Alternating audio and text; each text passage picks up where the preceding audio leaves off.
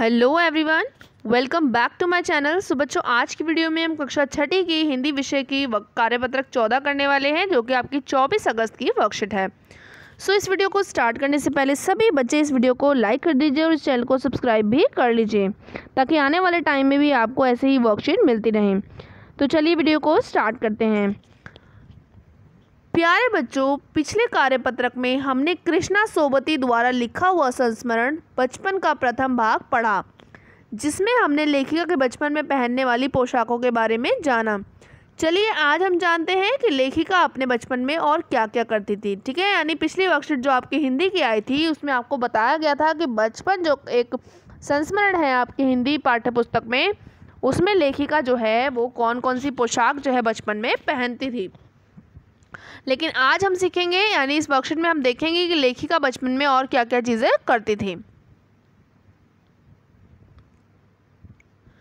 तो देखिए, बचपन में हमें अपने मोज़े खुद धोने पड़ते थे, यानी लेखिका को बचपन में अपने मोज़े खुद धोने पड़ते थे। वह नौकर या नौकरानी को नहीं दिए जा सकते थे, यानी मोज़े जो है वो खुद ही उनको धोने पड़ते थे। वो मोज़ों को नौकर या नौकरानी को नहीं दे सकते थे, इसकी सख्त मनाही थी।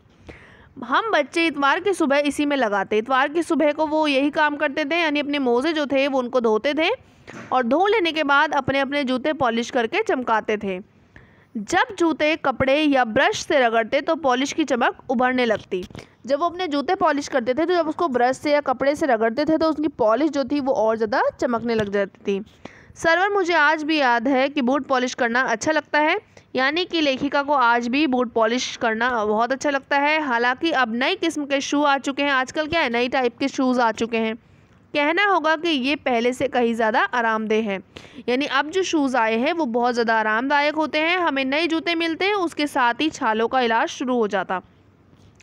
लेकिन उनके बचपन में क्या होता था, इतने आरामदेह जो जूते थे वो नहीं मिलते थे। उनको जैसे ही नए जूते मिलते थे उनके पैरों में जो है छाले होने स्टार्ट हो जाते थे। ठीक है, जब कभी लंबी सैर निकलते तो अपने पास रुई ज़रूर रखते थे। उनके जूते ऐसे होते थे कि जब उन्हें कहीं लंबी सैर पर जाना होता था तो उनको रुई ज़रूर लेकर जाना होता था। ठीक है, जूता लगा तो रुई मोजे के अंदर, अगर उनके पैर में कहीं जूता लगता था तो उनको रुई मोजे के अंदर रखनी पड़ती थी, जिससे कि छाले उनके ना हो। हाँ, हमें तुम्हारे बचपन में तो बहुत फ़र्क हो चुका है, यानी हमारे बचपन में और लेखिका के बचपन में बहुत फ़र्क हो चुका है। हर शनिचर को हमें ऑलिव ऑयल और कैस्टर ऑयल पीना पड़ता। शनिवार को उनको ऑलिव ऑयल और कैस्टर ऑयल पीना पड़ता था। यह एक मुश्किल काम था और ये पीना जो था वो लेखिका के लिए बहुत ही मुश्किल काम था। शनिचर को सुबह से ही नाक में इसकी गंध आने लगती, यानी शनिवार को इन्हें ये पीना पड़ता था तो शनिवार में सुबह होते इनको इसकी स्मेल जो है वो आने लग जाती थी। छोटे शीशे का गिलास जिन पर ठीक खुराक के लिए निशान पड़े रहते थे, उन्हें देखते ही मितली होने लगती। ठीक है, उन्हें देखते इनको उल्टी होने लग जाती थी कि छोटे सा शीशा होता था ग्लास का, उस पर जो है निशान बने हुए होते थे नापने के लिए। ठीक है, मुझे आज भी लगता है कि अगर हम ना पीते तो वह शनिवारी दवा तो कुछ ज़्यादा बिगड़ने वाला था ही नहीं, यानी कि अगर वो उस दवाई को नहीं भी पीती तो उसको कुछ ज़्यादा खास फर्क नहीं पड़ता। ये लेखिका आप कहती हैं, सेहत ठीक ही रहती। तुम्हें बताऊंगी कि हमारे और समय में तुम्हारे समय में कितनी दूरी हो चुकी है, यानी लेखिका हमको बताना चाहते हैं कि उनके समय में और हमारे समय में कितनी दूरी हो चुकी है। यहाँ तक कि बचपन की दिलचस्पियाँ भी बदल चुकी है, यानी उनकी दिलचस्पियाँ अलग थी, उनका इंटरेस्ट अलग था, हमारा इंटरेस्ट जो है उनसे बिल्कुल अलग है। तो बहुत चीज़ें काफ़ी समय के साथ जो है बदल जाती हैं। अब हम इनके चलते हैं क्वेश्चन आंसर की तरफ, और क्वेश्चन आंसर की तरफ चलने से पहले प्लीज़ इस वीडियो को लाइक कर दीजिए। तो चलिए क्वेश्चन आंसर स्टार्ट करते हैं, जिसमें पहला प्रश्न है आपका कि लेखिका इतवार की सुबह क्या क्या काम करती थी। तो इसमें आप लिखेंगे कि लेखिका इतवार की सुबह अपने मोज़े धुलती थी और अपने जूते पॉलिश करके चमकाती थी। तो इसमें आप लिख लेंगे ये, क्योंकि वो यही काम करती थी इतवार की सुबह। अब देखो प्रश्न नंबर 2।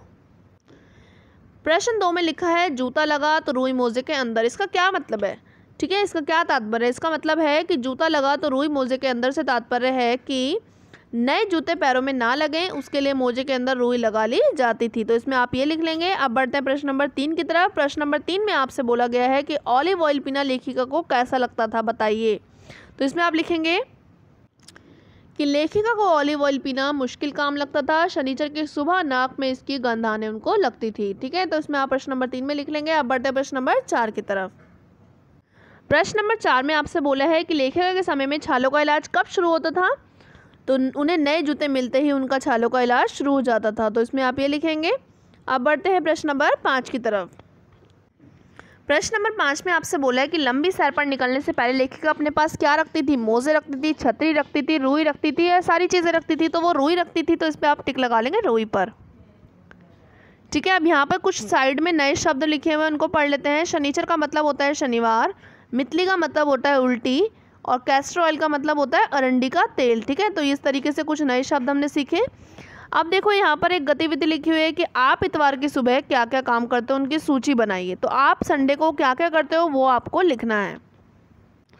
तो संडे को आप जो भी काम करते हो वो आपको इसमें लिख लेना है। मैं यहाँ पे स्क्रीन पे जो दिखा रही हूँ आप ये भी लिख सकते हो कि सुबह उठकर दांत साफ करते हैं, व्यायाम करते हैं, स्नान कर लेती हूँ। ठीक है, उसके बाद सुबह का नाश्ता करके घर के काम में मदद करते हैं। ठीक है, फिर दोपहर को खाना खाने के बाद अपनी किताब पढ़ते हैं, और शाम को कुछ देर खेलते हैं, अलमारी को साफ़ करते हैं, और रात को खाना खाने के बाद दांत साफ करके सो जाते हैं। तो ये कुछ काम है जो हम इतवार की सुबह कर सकते हैं।